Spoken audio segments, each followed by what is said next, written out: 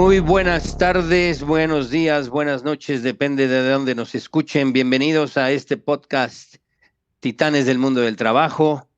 Me da mucho gusto estar con ustedes. Mi nombre es Fernando Ortiz. Estoy conduciendo este programa, sustituyendo a Octavio Aguilar, que por razones de agenda laboral no puede atender en estas sesiones, así que me deja el reto, de hacer estas interesantísimas entrevistas. Así que bienvenidos y espero que sigan disfrutando de los contenidos de este podcast. Hoy tenemos a un auténtico titán del mundo del trabajo.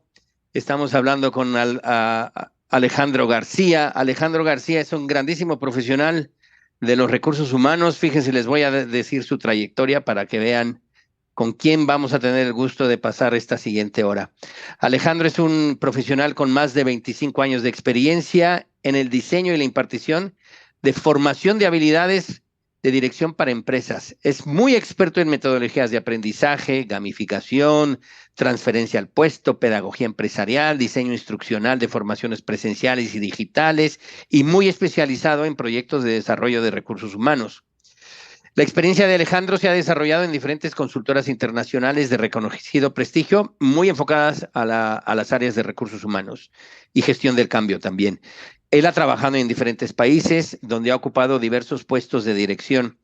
Es un gran comunicador en programas de liderazgo y formación para directivos de diferentes sectores, tales como el financiero, distribución, tecnología, comunicaciones, industria farmacéutica y retail. Y eso, créanme, es un auténtico reto hacerlo bien. Y Alejandro lo hace muy bien. Es conferenciante habitual en seminarios de desarrollo directivo y colabora también con diferentes universidades como profesor asociado. Es licenciado en Sociología por la Universidad Complutense de Madrid.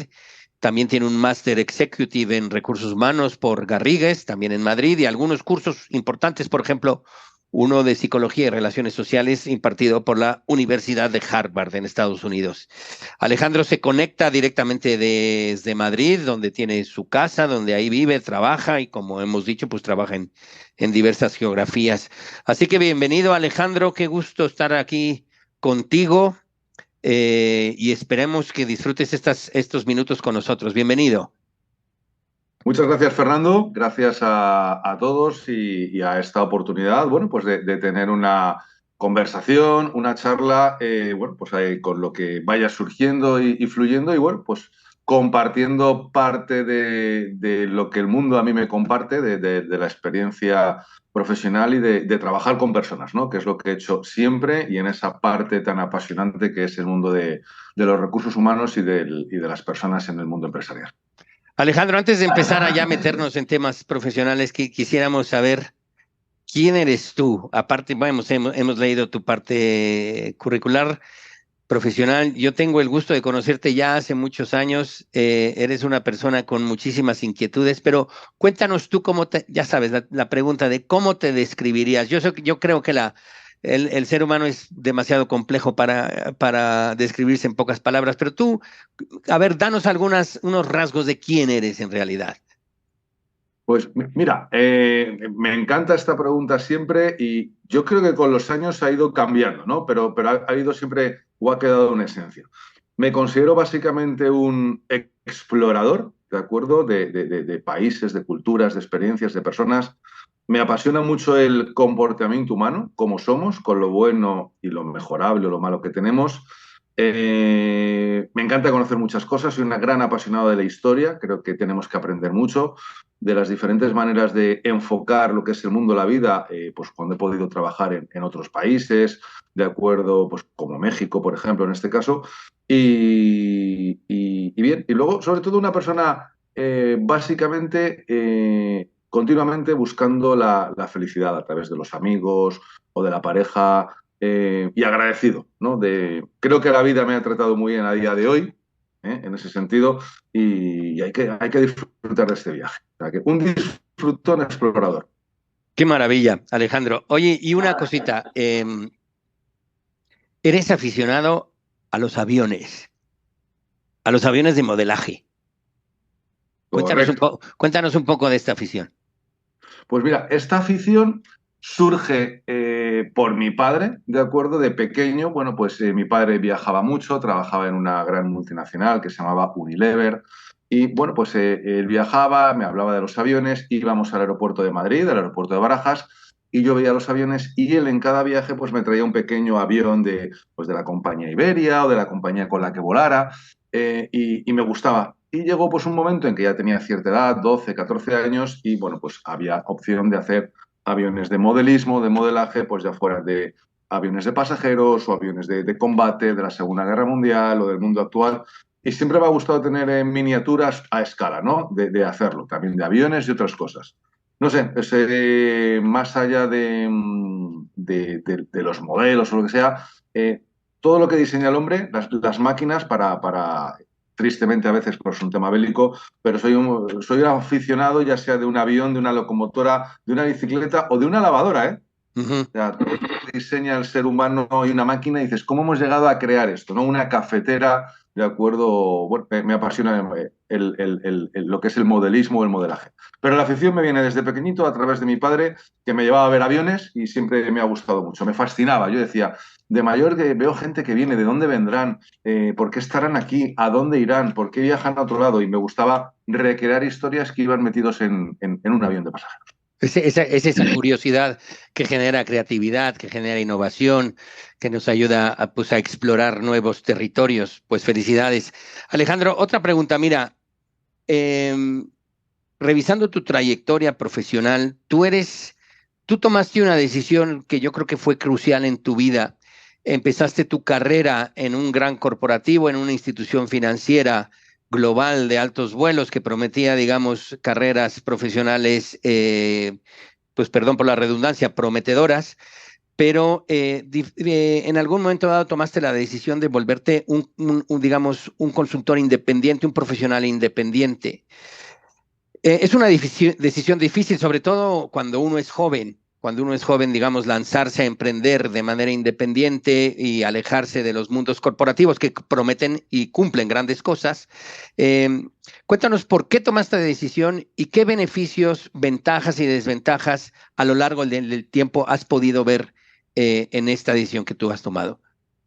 Pues mira, la decisión, pues ahora hará, yo creo que serán 16 años, por ahí más o menos que ocurrió, en el año 2008. Pues a veces uno decide o la vida decide por ti, ¿no? Yo en este caso trabajaba en una gran multinacional, por situación económica, no llevaba mucho tiempo en ella, 3 años, y me ofrecen la opción de no seguir en España, pero había opciones de trabajo y de desarrollo pues en otros países, ¿no? Recuerdo que eran Kuala Lumpur, Manila o Johannesburgo. Pero bueno, oye, vitalmente en ese momento, pues no, ya había vivido en otros países, México, Chile, Argentina, y no me apetecía irme. Y bueno, pues me acogí a un plan de bajas incentivadas, hablando con otro compañero y manager socio de esta compañía, pues pensábamos siempre de montarnos por nuestra cuenta, ¿no? Uno tira y evidentemente está acostumbrado bueno, pues trabaja en una corporación, en el mundo empresarial, en la seguridad, entre comillas, o certeza que te da el recibir un salario todos los meses, una nómina, pero hay una decisión que yo tomé que es cuando al final te desvinculas de una empresa o te dicen, oye, mira, si no sigues aquí, te puedes ir a otro lado, pero si aquí no puedes seguir estando, yo me prometí que este miedo e incertidumbre nunca más lo iba a tener. Yo me dije, no quiero nunca más depender de la decisión de otros el que yo siga o no en una compañía. Y es algo que ya he dejado de tener. He ganado otras incertidumbres. Cuando montas un negocio, yo como siempre digo, el 1 de enero de cada año pones tu contador a cero. ¿De acuerdo? Es como en el mundo del deporte o de la Fórmula 1. Ya te puede ir muy bien en el fútbol o en el deporte o en la Fórmula 1 un año que el 1 de enero se vuelve a poner, en este caso, a cero el contador. Ganas en otras incertidumbres, ¿de acuerdo? Porque, oye, te puede ir bien, mal con los clientes. Ganas en autonomía, eres tu propio jefe, tienes a tus socios o tus socios donde al final dejan de ser pues compañeros o colegas o partners, donde hablas y discutes de cosas, pero bueno, te lanzas adelante, ¿no? Ese espíritu explorador, al final estás trabajando para otros, que son tus clientes, pero tienes una opción de elegir. ¿vale? Puede estar condicionado mucho por tus responsabilidades personales o profesionales, pero yo a día de hoy el balance es netamente superior, el estar montado por mi cuenta Ujú. versus el estar en la organización, aunque trabajo para otras organizaciones.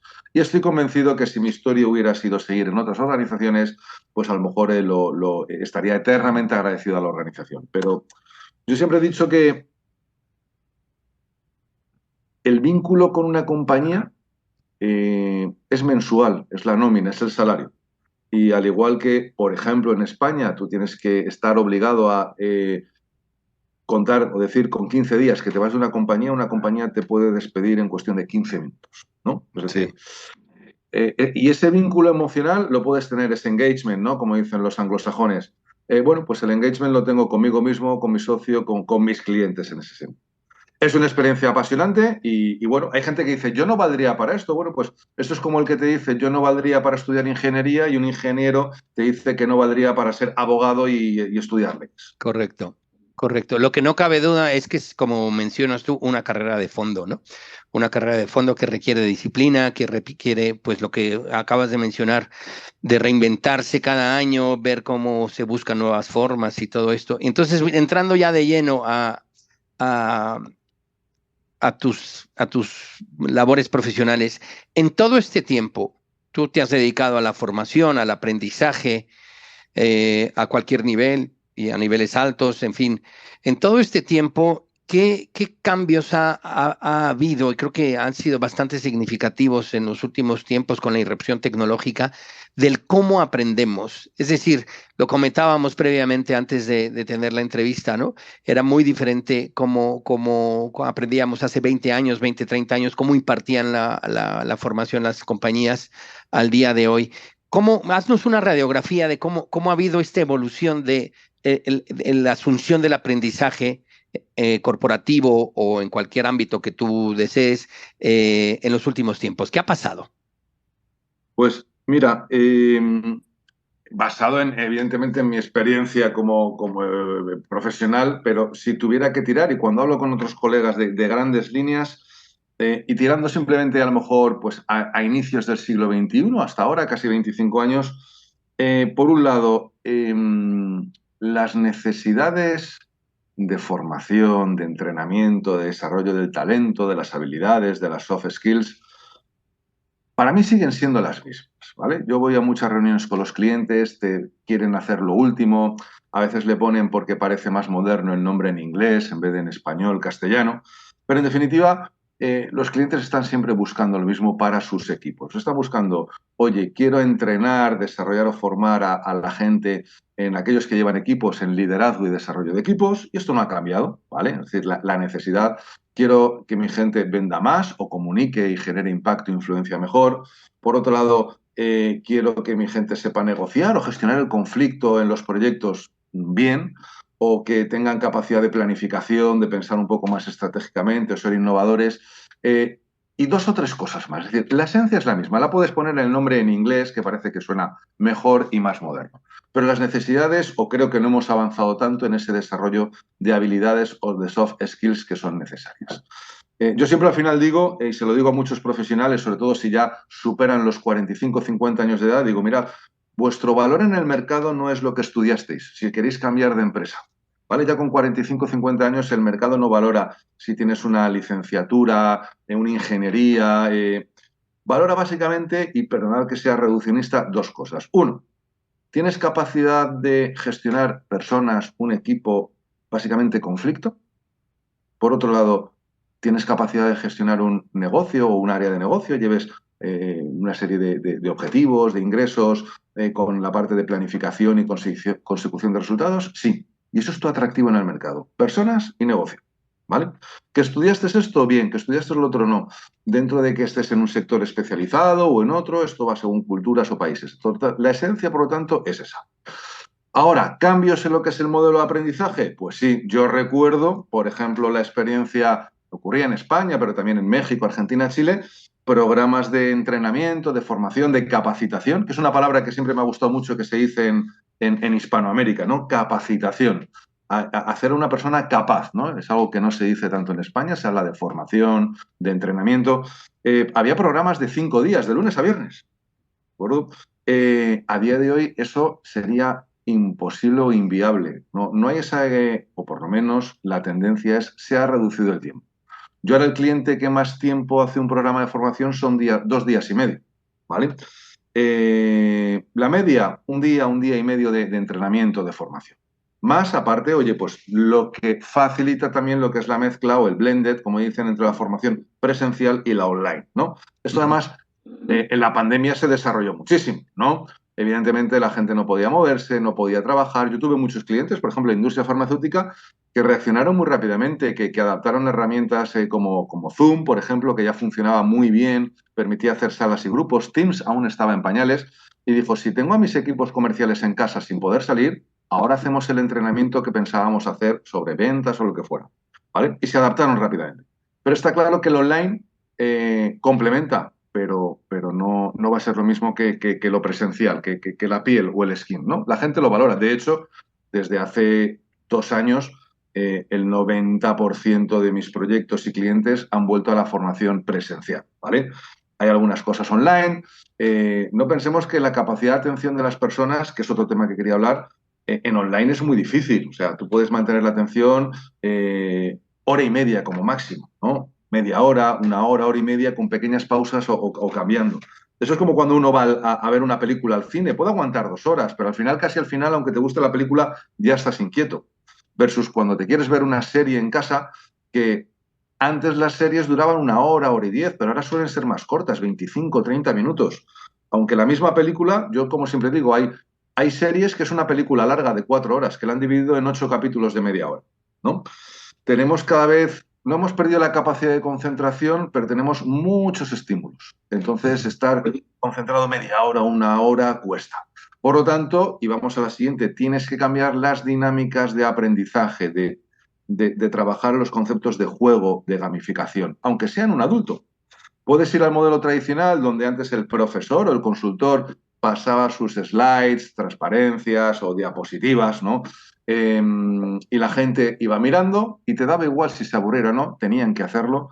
A día de hoy que puedes dar los mismos contenidos, pero se busca más que se practique, que se entrene, que incluso los equipos de trabajo, pues en vez de todos mirando en el aula hacia el formador o el consultor, pues los tengas puestos en mesas como si fuera una reunión de 4 personas, 4, 4 y 4, en este caso, para que trabajen, para que co-creen a través de un caso práctico o los retes, ¿no? En pequeños ejercicios, competiciones o gamificaciones. Esto también ha ocurrido en el mundo de la educación de los niños o de los adolescentes. Sí. Y vamos hacia él, porque hay una gran diferencia entre formación y una gran diferencia entre formación y entrenamiento. Y yo pongo el mismo ejemplo siempre. Esto los que algunos tengan niños lo van a entender. Pero imagínate, Fernando, de acuerdo, que tú tuvieras niños, de acuerdo, los llevas al colegio, a la escuela, y al llegar a casa, pues le preguntas a uno de tus hijos, hijo, hija, ¿qué tal hoy en la escuela? Y te dice uno de tu hijo o tu hija, pues mira, papá, hoy en la escuela he tenido formación en sexualidad. ¿Qué te parece? Bueno, pues oye, eres un hombre moderno, oye, pues muy bien, a lo mejor en mi época no, me han dado formación en sexualidad, oye, pues qué bien, ¿no? Ahora te llega tu hijo del colegio y te dice, papá, ¿qué tal hoy en el colegio? Le preguntas y dice, bien, hoy he tenido entrenamiento en sexualidad. Ya, suena diferente, ¿eh? Parece lo mismo o no. Pues igual, una cosa es la formación, que hay conceptos muy teóricos, y otra cosa es el entrenamiento. Y con este ejemplo sencillo que se lo pongo a los clientes, donde entrenas, facilitas situaciones que puedan trasladar a su realidad profesional, ya sean en grupo o en equipo, se ha tendido más al entrenamiento y menos a la formación. Aunque tengo el debate con muchos clientes de que a veces para formarse en ciertas cosas uno necesita tiempo y profundidad. No vale aprender a montar en bicicleta viendo un tutorial de media hora online. Pero a ver, hablando de estos procesos de entrenamiento, digamos, condensados, tú puedes replicar situaciones, ¿no? Usar casos, role plays, no sé, las diferentes metodologías que tú utilices. Eh, ¿Qué garantía podemos dar siendo formadores a una compañía de que la inversión que están poniendo en los proyectos es efectiva y tiene resultados? Si no está vinculada a una realidad a unas políticas que acompañe precisamente estos cambios formativos? O sea, ¿cómo se tiene que hacer para que realmente la formación sea efectiva? Vamos a ver, has dado una de las preguntas del millón, ¿no? La garantía de que la formación y el entrenamiento que recibe el profesional luego haga una transferencia del puesto tiene un peso muy grande, la voluntad de la persona que lo quiera transferir. Esto es como si tú te quieres poner en forma o yo y nos vemos a través de un vídeo por YouTube, por ejemplo, cómo se hacen planchas, sentadillas o ejercicios. Lo miras, está muy bien, pero tienes que ponerte a hacerlo. Si no te pones a hacerlo, por mucho que tengas el mejor vídeo tutorial o tengas el mejor entrenador personal, si luego no lo practicas, no. Ahora, evidentemente, si yo te pongo unos vídeos, unos ejercicios para gente de 18 años, a la hora de hacer ejercicio, cuando ya tienes 40 o 50, tienes que adaptar toda tu realidad profesional. Por lo tanto, entender la necesidad del cliente, bajar al ejemplo y al caso práctico. Ayuda mucho a la gente bajarlo a la realidad o al caso práctico que puedan tener y muchas veces al caso práctico inspirador, que es otra cosa que le ocurrió a otra compañía. Hoy, por ejemplo, esta mañana y ayer he tenido un programa de día y medio, un día completo y la mañana con un laboratorio de la industria farmacéutica muy conocido sobre pensamiento estratégico, ¿no? He tenido un grupo de 6 profesionales porque otra de las cosas con los clientes, este es un cliente que apuesta por formaciones de 6, 8 personas. Hay Okay. otros que te 40 en el aula. Y yo le digo, bien, digo, pero esto es como igual que con tus hijos. ¿Qué prefieres que sean? ¿40 en el aula, en clase, o sean 10 o 12? Ahí viene el dinero y la inversión, ¿no? Bueno, pues la gente puede trabajar. Y hemos trabajado casos de fracaso de empresas que les salió mal el despliegue de una estrategia. Al ser humano le encanta ver dónde otros han fallado. Es parte del morbo, ¿no? Y a la gente le encanta ver dónde otra empresa de otro sector falló. Y se lo cuentas y tienen que hacer un ejercicio, caso práctico, y sacan conclusiones para decir que no me ocurra a mí en el trabajo. La gente ha salido encantada, agradecida, sobre todo, más allá de otras cosas, de que le ha sido útil, que ven que hay una transferencia en el puesto. Ojo, hablamos de pensar estratégicamente, que es algo que no todo el mundo hace todos los días, ni es necesario. Entonces, el resultado, bueno, esto se ve mucho, no lo puedes asociar directamente al rendimiento, a que vendas más o mejor, pero sí a que sigas en la empresa, al engagement, al compromiso. La generación que viene por detrás de nosotros, gente de 25 años, que es la otra evolución, valora mucho qué entrenamiento, qué formación, qué plan de desarrollo, qué puedo yo aprender que me dé la compañía. Donde a día de hoy hay gente que te puede estar buscando el mismo curso en un tutorial por YouTube o en cualquier tipo de plataforma o cualquier cosa, ¿vale? O a lo mejor ya no se lee un libro, pero tiene un resumen de un libro o escucha un podcast, ¿no? En este caso, son otras maneras de aprender diferente. La esencia es la misma. Al final, cojo lo que me gusta y luego lo tengo que practicar. En eso no hemos cambiado. Ahora, mencionas precisamente la accesibilidad que tenemos a la información. Hay un montón de cursos, hay un montón de tutoriales, hay, hay como estándares ya de cierto tipo de información. ¿Cuáles, digamos, desde el punto de vista tanto de un consultor que se dedique a esto o de una empresa que busque, si al final, como mencionas tú, estamos hablando de lo mismo desde hace años, ¿cuál es la diferencia entonces de tener o sea, y en qué nos podemos diferenciar como impartidores de formación? ¿Cuál es el valor que podemos dar ante todo este panorama de información y metodologías que tenemos accesible por todos lados? Pues mira, no sé si este es el orden, pero empezaría porque, al igual que un humilde profesor de secundaria o de un colegio de primaria en cualquier país del mundo, que le ponga pasión y le guste su trabajo. Que sea un gran contador de historias. Hay técnicas luego de contar historias, storytelling. Sea un gran contador de historias. Tú puedes pensar, y pongo un ejemplo, ¿no? Oye, ¿en qué año llega Colón a América? 1492. Tienes que aprender 1492. No, la pregunta es, ¿por qué llega en ese año? ¿Qué ocurre en Europa para que españoles por un lado, castellanos, portugueses por otro, vayan? Bueno, porque había un problema de buscando las especias y tal, lo otro. O sea, haz pensar. Cuenta una historia que enganche ya sea al adulto, de acuerdo, como al niño. Luego, empatiza. Piensa que si tú estuvieras sentado durante un día y quisieras ¿cómo te gustaría que te contaran a ti esto? Lo que implica negociar o gestionar el conflicto o vender o gestionar equipos. ¿Qué te gustaría? Oye, ¿te gustaría que te engancharan primero con algo de impacto? Que te pusieran un ejemplo de tu sector o de otro sector, una persona que algo conozca. Que luego a lo mejor te pidan opinión. Primero empieces a lo mejor hablando con otro compañero o a través de una situación tomes decisiones de, oye, en esta situación, ¿qué harías? A, B, C y D. Me lo estoy inventando ahora mismo. Y decidan. Y luego se discuta. Porque evidentemente, más allá de ciertas ideas, ciertos conceptos, ciertas técnicas que luego se pueden ver, el adulto, igual que el niño, necesita tropezar, equivocarse, experimentar, sentir en la piel incertidumbre y a partir de ahí lo interiorizas. Ok. Entonces, yo creo que esa es la experiencia. Luego puedes tener la mejor presentación en un PowerPoint o en lo que sea, utilizar una técnica, una herramienta, pero yo no utilizaré nunca la herramienta si antes no valoro para qué me puede servir. El niño lo hace igual, ya no te digo el adulto o el profesional en una compañía. Me encanta. Para resumir, contar historias, ser un contador de historias, empatizar, pedir opinión, involucrar, discutir, o sea, rumiar, digamos, sobre el contenido para finalmente interiorizar. A más Ujú. allá de las metodologías que podamos hacer.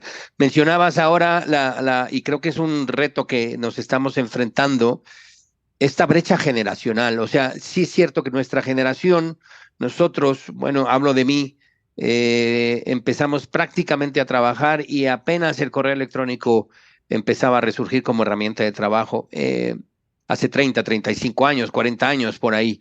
Eh, ha cambiado radicalmente las herramientas tecnológicas. Entonces, hoy por hoy nos enfrentamos a públicos en compañías con una brecha generacional bastante significativa, muy significativa. Hay un mix de generaciones que hay que entender. En tu experiencia, Alejandro, ¿qué ha pasado? ¿A qué te has enfrentado con eso y cómo lo has resuelto? Pues mira, siempre me lo tomo con sentido del humor porque yo pienso que cuando yo tenía 25 años, alguien con 51, que es lo que yo tengo ahora, pensaría lo mismo de mí, ¿no? Creo que esto ha sido una constante, ¿no?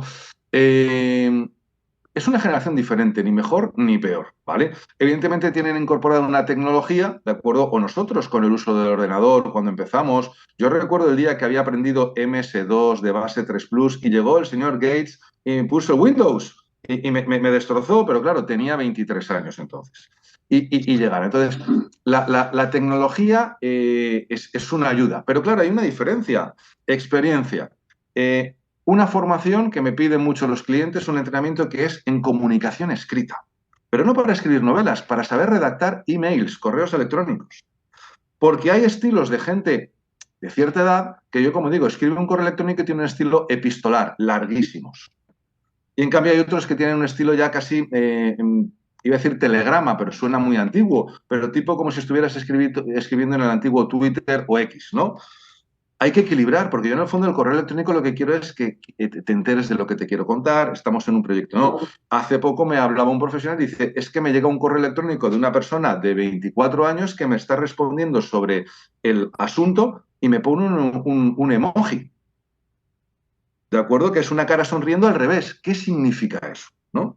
Que tuvo que ir a mirar y bueno, pues significa, oficialmente significa sarcasmo, el emoji sonriendo con la cara al revés. Pero él le preguntó, oye, ¿qué querías decirme con esto? Y dice, no, que me ha parecido gracioso, chistoso la idea que me has transmitido. Bueno, pero él podía haber interpretado otra cosa.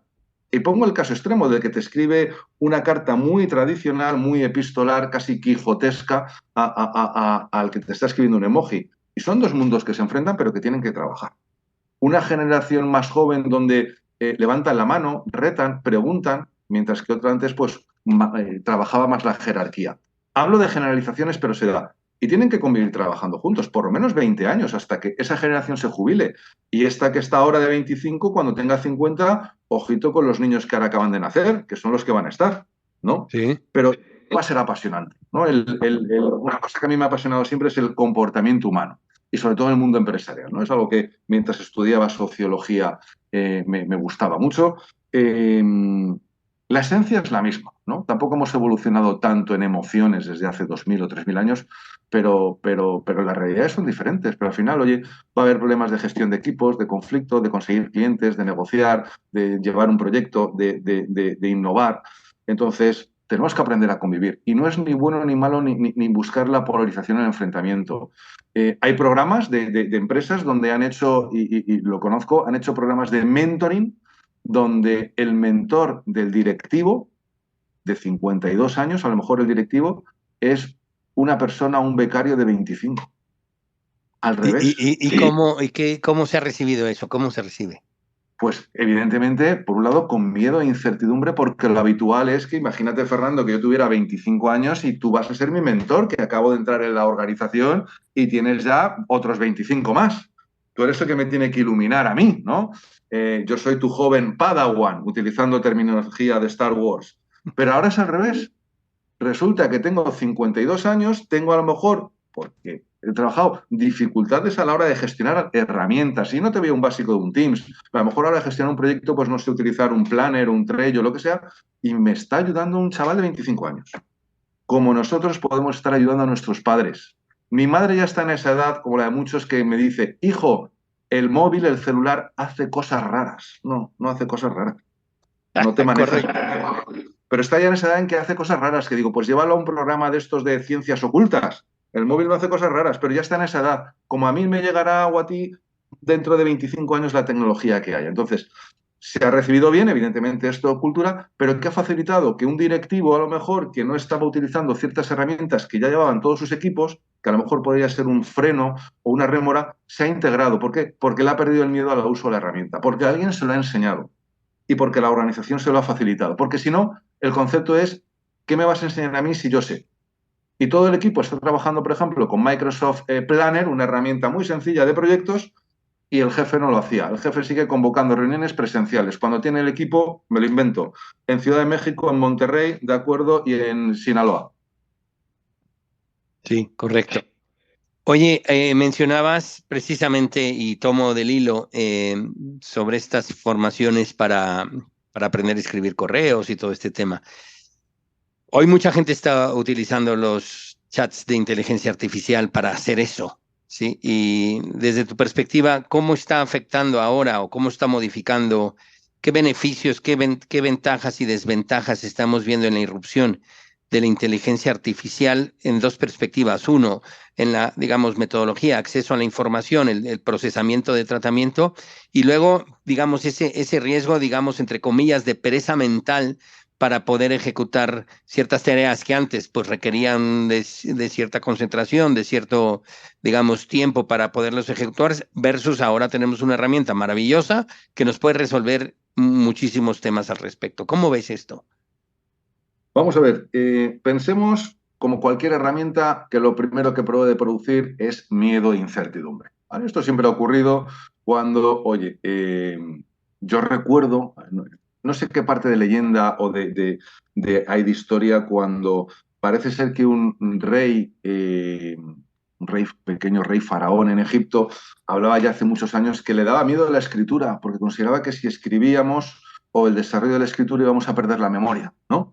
Ese concepto. Es decir, si vamos a escribir las cosas ya no las voy a tener que memorizar porque las voy a poder leer. Ese miedo subyace desde hace muchos años, ¿no? O de la escritura, pues cuando hemos ido avanzando. Entonces, el miedo que puede haber ahora ante lo desconocido de inteligencias artificiales, como todo, ojo con el uso o con el abuso.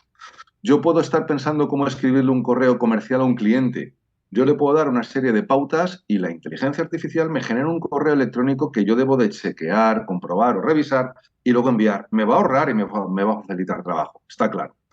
Pero para ciertas cosas aún no me va a valer. La herramienta tiene que mejorar muchísimo, ¿no? No olvidemos que la inteligencia artificial hace poco estuve en una charla que escuché sobre la inteligencia artificial, hablaban unas ingenieras de tecnología, de sistemas, que hacían un experimento, creo recordar que se llamaba el experimento de la croqueta, ¿no? Que es una comida muy típica en España. Y estas tres amigas, ingenieras de tecnología, hablaban de qué le preguntaban a la inteligencia artificial qué experimenta o qué siente una mujer cuando come una croqueta, ¿no? Y claro, un ChatGPT pues escribió una respuesta larguísima, casi erudita. Quizá eso no es operativo cuando yo quiero decir algo rápido, ¿no? Pero no olvidemos, y ya es lo que retaban, que es que ChatGPT o cualquier herramienta, de momento, está recogiendo la información sesgada de un porcentaje de la humanidad que usa Internet, pero hay otro porcentaje que no lo usa. Y a día de hoy somos minoría. Yo siempre pongo el ejemplo. Hoy entiendo que habrás comido, desayunado, cenado y has comido, desayunado, cenado con cuchillo y tenedor. Pues somos minoría. La gran mayoría de la humanidad hoy ha comido con las manos o con palillos. Esto ocurre igual. Entonces, ChatGPT se alimenta de la información que vuelca a parte de la humanidad, ¿de acuerdo? Y la respuesta era, oye, pues la mujer siente placer cuando come una croqueta al otro, pero en ningún momento habla cogiendo fotografías, que es que una mujer cuando se come una croqueta a lo mejor se está quemando, porque está muy caliente al morderla, ¿de acuerdo? Como si te estás tomando un taco en México y está muy caliente. Luego te va a gustar, pero no llega a reconocer esos matices o te da una respuesta muy larga. ¿Ayuda? Sí. ¿Debe de ser un apoyo? Totalmente. Pero como cualquier herramienta, al final, yo procuro tener el hábito de para ciertas veces cuando me muevo no utilizar navegador conduciendo. La gran mayoría es movilizo. Y llegará un momento en que no me funciona el navegador y pregunto a alguien. No, a día de hoy es una herramienta muy cómoda, ¿no? Para otras cosas. Por lo tanto, sí, de acuerdo, tenemos que ir con cuidado y con precaución, pero como lo mismo cuando llegó el correo electrónico, ¿no? Yo recuerdo que lo utilicé en 1996 la primera vez. Además, la experiencia es, mandé con un amigo al lado de trabajo el correo electrónico en la pantalla, dimos al botón de Enter y lo mandamos al ordenador que había al lado. Y mirábamos al lado que había llegado lo mismo en el mismo momento. Esto, claro, ahora te reirías, ¿no? Veníamos de escribir, se escribía a máquina, se mandaba por un tubo de presión y miramos y digo, ha llegado lo mismo y eso ha perdido información. Claro, ¿qué ocurrió entonces? La gente que no tenía miedo, abuso del correo electrónico. Hay gente que se inscribía a correos electrónicos y estaba sentado al lado. Levántate y habla con el otro. Claro que Correcto. nos ha facilitado, pero bueno, ha llegado a su tiempo y a su mundo. Perfecto. Y hablando de esto, ¿qué te piden los clientes? Digamos, cuáles son las megatendencias qué está pasando ahora en las compañías? Tú tienes una visión bastante amplia de diferentes sectores, ¿no? ¿Qué está pasando? ¿Qué están demandando? ¿Es lo mismo, de forma diferente? ¿Hay modas? ¿Hay cosas que sí son necesarias poner atención? Por ejemplo, yo podría opinar que a ciertos puestos de trabajo están viviendo una transformación importantísima, importantísima, y ciertos problemas relacionados con la retención del talento, pues pueden ser bastante acuciantes para compañías. En fin, ¿qué es lo que desde tu perspectiva están pidiendo los clientes? ¿Cuáles son las megatendencias y qué está pasando en el mercado? Pues mira, la demanda viene básicamente, por un lado, evidentemente, un gran conocimiento tecnológico como usuario, evidentemente, que sepas manejar herramientas ya cooperativas, como, oye, pues un entorno, si trabajas con Microsoft 365, pues oye, que manejes un Teams, voy a lo básico, que manejes herramientas de gestión de proyectos como Planner, que son sencillas, o, bueno, pues un montón de herramientas colaborativas, más allá de los archiconocidos, oye, un Excel, de acuerdo, el manejo del correo electrónico y estas cosas. Pero un montón de herramientas creativas y para poder trabajar en distancia o en remoto. Por otro lado, cada vez hay una mayor tendencia, y ojo, estamos hablando de que hay sectores y sectores, ¿no? Hablo del mundo corporativo o empresarial, donde las estructuras tienden a ser más planas, hay menos jerarquía, pero más horizontalidad, ¿de acuerdo?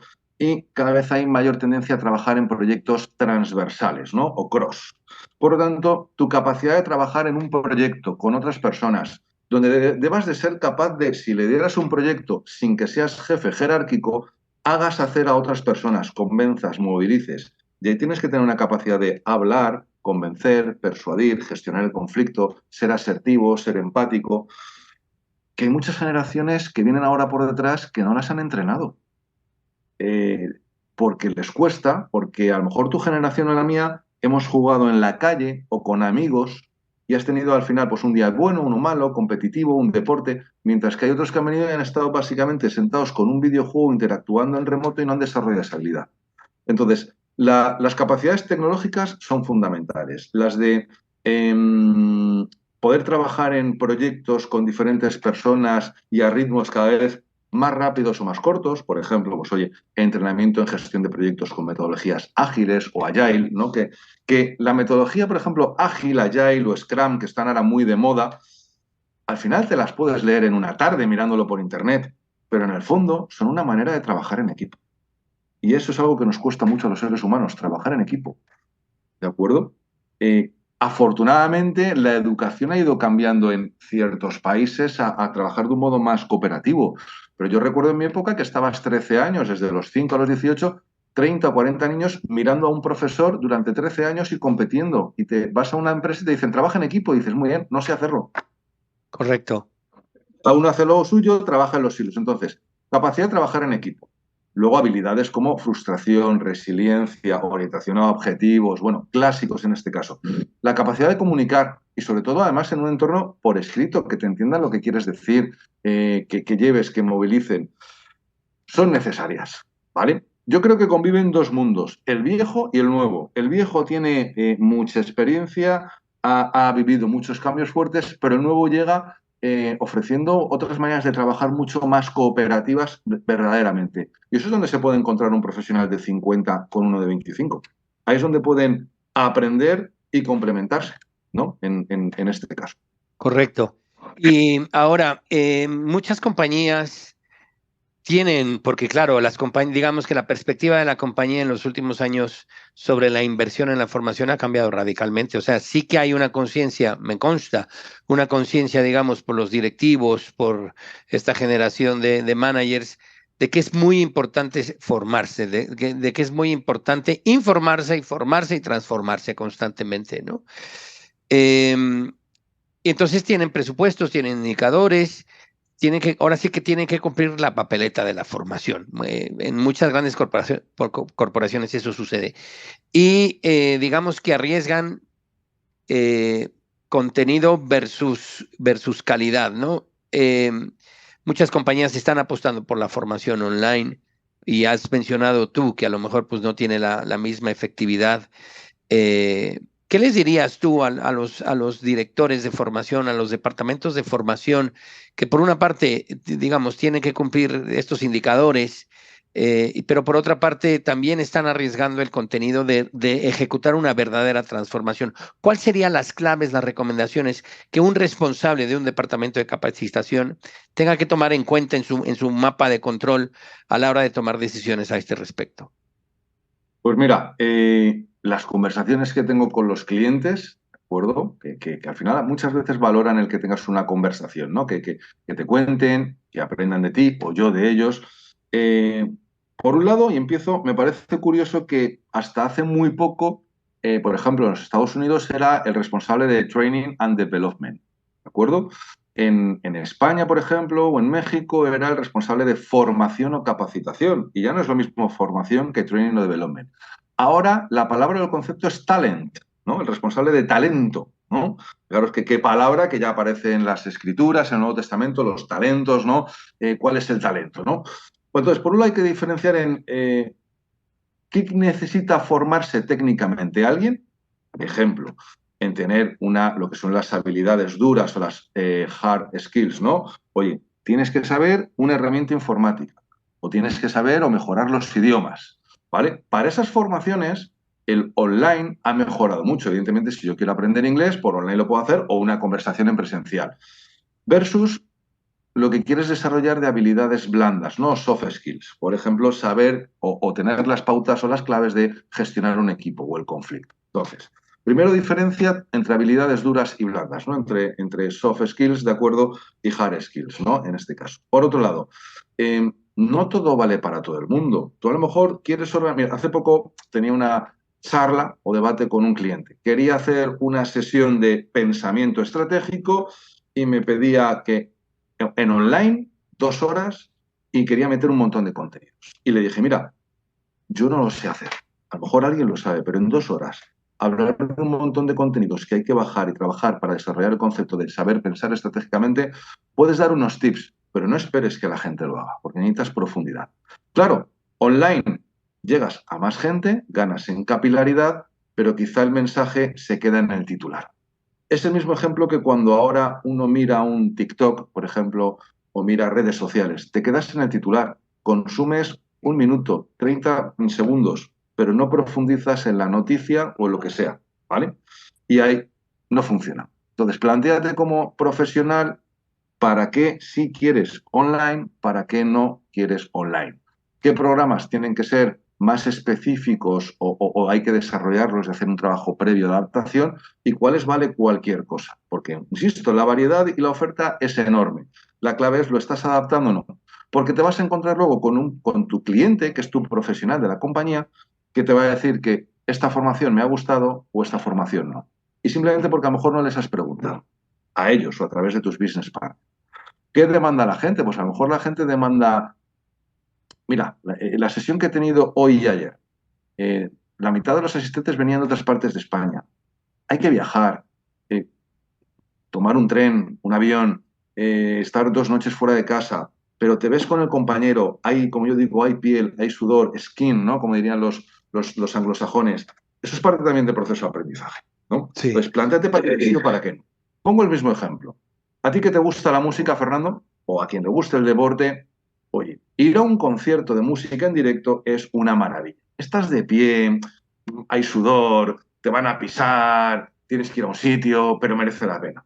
Evidentemente en casa estás muy cómodo, te ves a través de cualquier plataforma un concierto y vas a ver a tu cantante favorito a esta distancia, comodísimo, mientras te estás tomando una cerveza en tu casa y está muy bien, pero de vez en cuando te gusta ir a un concierto en directo. O el que es aficionado al fútbol, ir al campus versus a verlo en casa.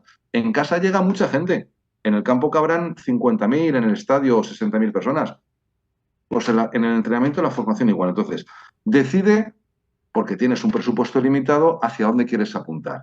¿Qué necesita tu organización? ¿Qué te demandan los responsables o las personas? Y evidentemente que sea acorde a la necesidad de tu negocio, ¿no? De En este acuerdo. caso. Pero sobre todo que lo piensen, que no vayan a... Luego hay modas, ¿no? Es que está de moda esto y tengo que tener lo último porque si no lo hago no estoy en la moda. Está muy bien.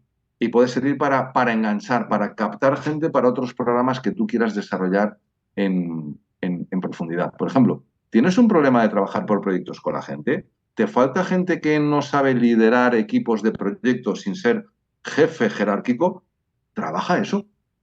Efectivamente, Trabaja. creo que un trabajo que tienen que hacer o que se tiene, digamos que tiene mucho valor de los responsables ahora de talento, capacitación, formación, llámese como se llame, es entender verdaderamente cuáles son las necesidades del negocio. O sea, muchas veces el famoso DNC, la detección de necesidades de capacitación, pues casi que es un menú a la carta de lo que te está pidiendo el jefe, pero realmente eso es lo que necesita el negocio, y para eso, pues necesitas profesionales que entiendan cuáles son las dinámicas y los drivers que mueven el negocio para poder realmente influir de manera, digamos, verdadera en la cultura, en los conocimientos técnicos, etcétera, etcétera. Ahora, hablemos tú has tenido gran experiencia formando directivos, directivos de alto nivel. Eso es completamente un reto, porque los directivos, pues son profesionales, normalmente suelen ser profesionales bastante bien formados, sobre todo en grandes corporaciones. Las grandes corporaciones pues lo suelen hacer bien, por eso son así grandes y entonces en esos puestos pues tienen gente bastante bien preparada. ¿Qué retos te has encontrado ahí? Probablemente te puedes encontrar algún reto de, yo ya lo sé todo, un reto de arrogancia, y si te encuentras en eso, ¿cómo haces tú para convencer, para formar, para transmitir conocimientos en estos perfiles, en estos colectivos? Pues mira, el reto es apasionante, evidentemente, porque son personas con mucha responsabilidad, donde están muy bien formados, donde probablemente tengan que los saques, te los lleves a un hotel o a un castillo, a un parador, a sitios que hay magníficos, les encanta, pero estar aislados un día o dos les cuesta. A mí hay algo que me ha funcionado siempre y es, yo pienso que al final ese directivo es un ser humano de carne y hueso. Y perdona que lo diga así, pienso que a este directivo o directiva, si le va la vida bien, todos los días tiene que ir al baño. Sí, Si le correcto. va bien su tracto intestinal, todos los días tiene que ir al baño. Lo humanizo, ¿vale? Eso es lo primero. Este señor tendrá que ir al baño todos los días. Segundo, pienso en que en el fondo es un niño que, como todos hemos sido, intento tocar su lado de niño, de adolescente. ¿Y qué hago? Las sesiones las planteo como un reto, como un juego. Tú no puedes llegar a alguien ya dándole una charla, salvo que seas alguien muy famoso, que no es mi caso, tengas un renombre mundial o seas alguien, imagínate que fuera Steve Jobs, pues voy a ir y aún así hay gente que le gustará o no el fallecido Steve Jobs o quien fuera. Entonces, toca el lado niño. ¿Y qué le gusta a un niño? Jugar, integrarse, competir y colaborar creas grupos de directivos. Imagínate, tengo muchas sesiones que tengo con comités de dirección de compañías, que suelen ser 12 o 16, que se conocen, que tienen que tomar decisiones muy complicadas. En un entorno diferente, gamificas, esa palabra que viene en inglés, planteas un juego, ¿de acuerdo?, en el cual trabajas toma de decisiones, temas de negocio, pero a lo mejor los sacas de su realidad o no, y la realidad es que, uno, lo disfrutan. Mi experiencia es que a más nivel directivo, más se comportan como niños en el aula. Esto que no salga de aquí, ¿eh? Qué Pero sí, curioso.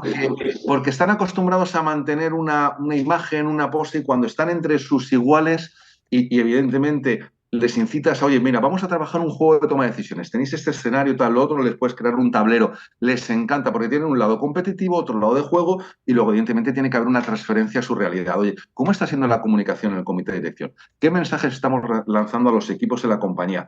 Evidentemente lo tienes que llevar a negocio, pero se liberan por unas horas, ¿de acuerdo? Luego lo sacan. Entonces, a mí me funciona siempre tocar el lado niño de todo señor directivo. Pues me parece un consejo buenísimo, buenísimo, porque efectivamente muchos formadores van con ese temor de enfrentarse con barreras infranqueables, directivos de altísimo nivel, y esta perspectiva que nos transmites me parece muy, muy constructiva y asertiva. Imaginemos ahora que estás conversando con un profesional pues, que le pasó lo mismo que a ti hace muchos años, ¿no? Empezó a trabajar en una compañía y tiene el sueño de ser independiente, de no estar sujeto a las políticas corporativas, en fin, lo que nos has contado al principio de la charla.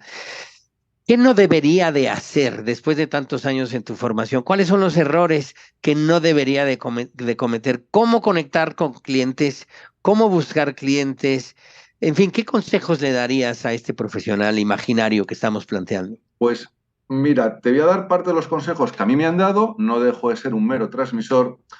Uno de un antiguo jefe que tenía una multinacional muy grande que me dijo, a partir de los 35, 40 años, concéntrate en lo que eres bueno, ya no llegas a todo. Hay cosas en lo que yo sé que no soy bueno, ya no me meto en este jardín. O me pide un cliente y le digo, pues mira, yo aquí no, pero conozco a este de esta empresa que lo hace, ¿vale? Les puede llamar la atención. Esa, concéntrate en lo que eres bueno. La segunda, en mi sector, igual que en todos, es muy pequeño. Todo el mundo te conoce y al final, si eres coherente, y perdón que lo diga así, si eres una buena persona y profesional, el mercado te lo va reconociendo. Evidentemente tienes que ser un buen profesional, no vale solo que seas buena persona, pero igual que si tú das, tarde o temprano también recibes, ¿no? O, si cuando al final le transfieres a alguien, oye, pues mira, este proyecto yo no llego, o mira, lo hacen el otro, hay otro que luego al final dice, ¿por qué lo ha hecho? Bueno, pues a lo mejor egoístamente yo no sabía llegar aquí y esta compañía o esta empresa o este profesional sí, y te llega. También hay que tener la capacidad de saber decir que no, no a ciertos proyectos, por mucho que puedas ganar más dinero, generar ingresos, porque no llegas bien, y decirle no a los clientes. Al final el cliente busca tu consejo, tu consulta, por eso eres consultor. Oye, pues mira, yo esto no lo sé hacer, ojo con este cuidado o con este riesgo, tú decídelo. Un cliente me puede decir, mira Alejandro, quiero hacer este programa, yo sé que no le va a valer para nada, está de moda, me va a suponer muchos ingresos y a corto plazo voy a tener ingresos, pero al cliente no le ha servido para nada, a lo mejor hay que decir que no, ¿no? Hay que tener ese pequeño equilibrio. Y sobre todo, si uno piensa que esto es una profesión en la que afortunadamente, o entre comillas, cada año que ganas por edad también te da más valor añadido, ¿de acuerdo? Hasta un límite o una duda que a veces me surge, que ahora os comentaré. Esto ayuda, pero al igual que ayuda, también debes de tener y estar actualizado. ¿Qué día dejaré, empezaré a repetir mis ejemplos? O no los actualizaré, ¿no? En este caso. El otro día tuve una anécdota, ¿no? Estaba con un grupo de ingenieros jóvenes, 25 años, y ponía un ejemplo y dije, bueno, pues como decía John Fitzgerald Kennedy, y uno me dijo, se callaron. Yo dije, uy, ¿sabéis quién era Kennedy? Silencio, y uno levanta la mano y dice, es un aeropuerto, ¿no? Y digo, sí, claro. Pero era un presidente de los Estados Unidos de Norteamérica. Pues a lo mejor tengo que empezar a actualizar mis ejemplos. Yo no puedo luchar contra la generación que no sabe quién era Kennedy o cree que es un aeropuerto, que lo es, evidentemente, pero hay un motivo, ¿no? Pero Claro. tengo que actualizar mis ejemplos.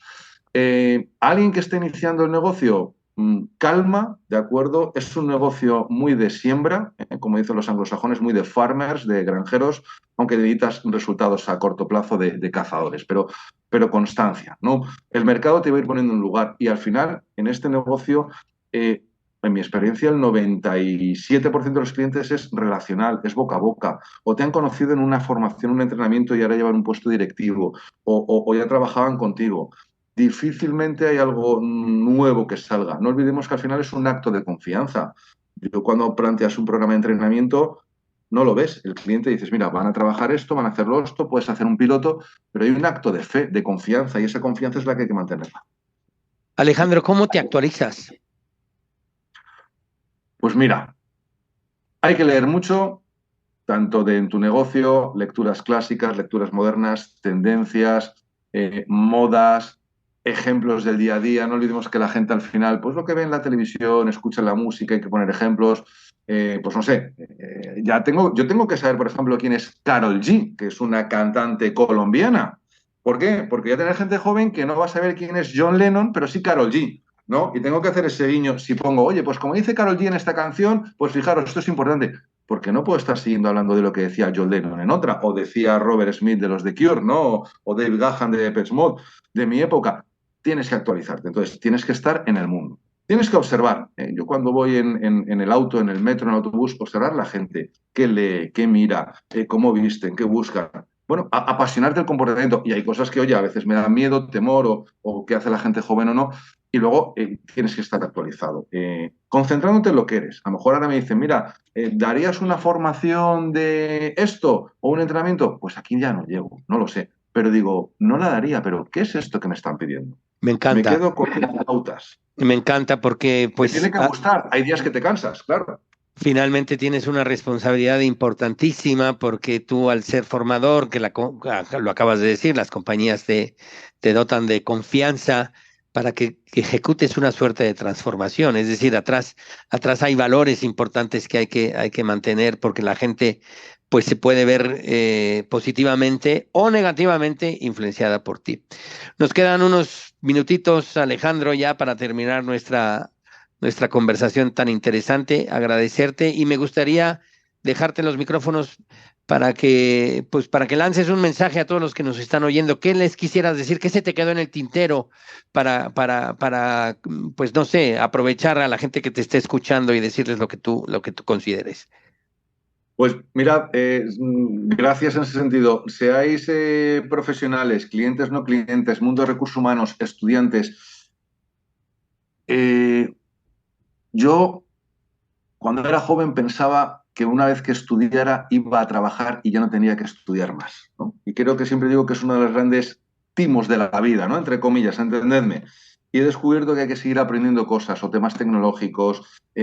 Hombre, a lo mejor no me voy a poner a aprender francés o alemán, que nunca se sabe porque no lo necesito, pero el mundo va a estar evolucionando y hay que continuar aprendiendo, ya sea eligiendo un buen proveedor, ya sea mirando un podcast, pero hay que conocer cosas, discurso, eh, eh, o sea, no perder esa pasión por aprender, que cuesta, ¿eh? Obliga a veces a salir. Pero yo pensaba que cuando terminara la universidad ya no tenía que estudiar más y descubrí que hay que seguir estudiando. Sí, Y algo que te gracias puede Alejandro. costar, fue lo que es. Nunca perder el apetito de la curiosidad, de la creatividad y divertirse en el camino también, ¿no? Total. Y además lo notas con la gente anciana que tiene 80 años y siguen queriendo aprender algo y lo otro, aunque ya no vean o escuchen. O el que a lo mejor ya con 60 dice, yo ya estoy muy mayor para esto. Es un tema de actitud, no de edad, ¿eh? Correcto. Bueno, Alejandro, pues agradecerte esta conversación tan interesante que hemos tenido. Espero que los oyentes hayan tomado buena nota de tus prácticas, de tu experiencia. Ha sido muy rico, ha sido un placer para mí poder hablar contigo. Siempre que nos vemos hablamos de quizá de otros temas y para mí pues ha sido un auténtico placer compartir pues tus vastísimos conocimientos que tienes un montón a toda esta audiencia. Así que muchísimas gracias Alejandro y gracias a los que nos están escuchando. Eh, ¿Algo más que quieras añadir Alejandro?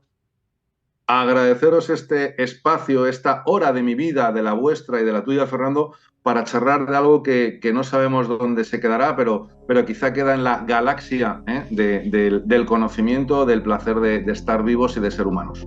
Muchísimas gracias.